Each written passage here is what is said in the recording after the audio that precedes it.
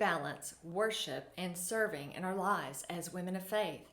How do we know when it's time to roll up our sleeves and work and when it's time to sit at the feet of Jesus and rest? We are going to discover the answers to those questions in today's video all about Lydia in the Bible.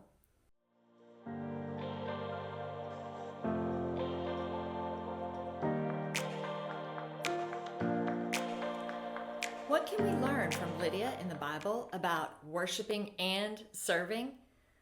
Well, many of us are familiar with the story of Mary and Martha and the contrast that these two women demonstrate in their story between sitting at the feet of Jesus and worshiping and rolling up our sleeves and serving. Like Mary, worshipers feel comfortable when they're deeply immersed in the worship experience. And Marthas are ready to jump in and work whenever there's a need that arises in the church. But sometimes it's hard to find that balance. Lydia's story can be found in Acts chapter 16, verses 11 through 15, and also again in verse 40.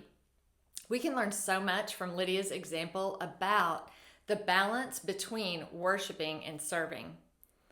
Did you know that Lydia is remembered as Paul's first European convert?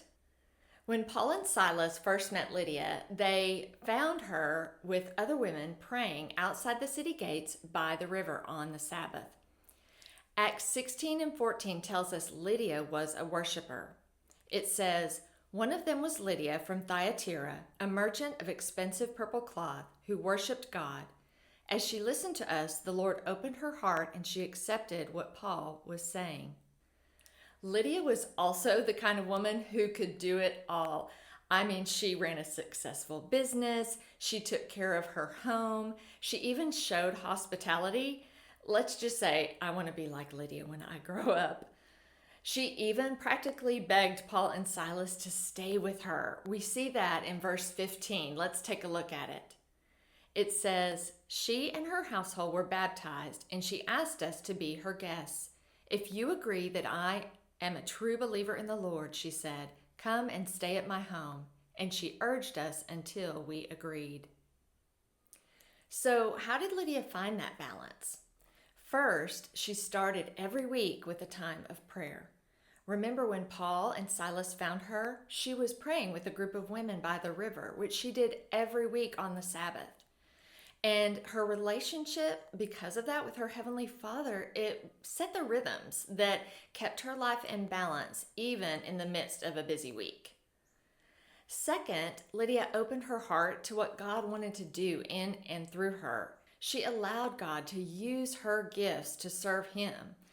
And the same is possible for us as we seek the Lord in our own rhythms and keep Him in His rightful place in our hearts and minds. For our key verse today, I want to look back at Acts 16 and 14. Let's read it again.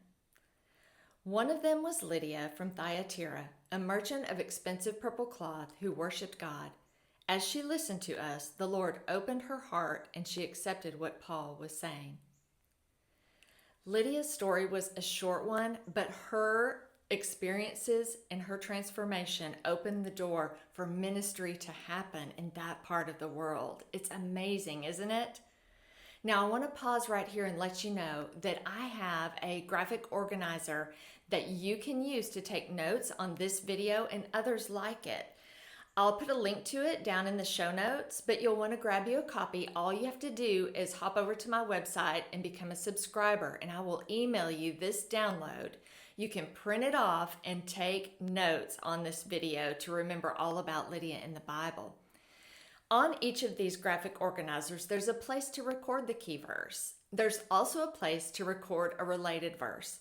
So for our related verse today, I chose Luke 4 and 8 because in that verse, Jesus mentions worship and serving. Let's look at it together. Jesus replied, "The scriptures say you must worship the Lord your God and serve only Him."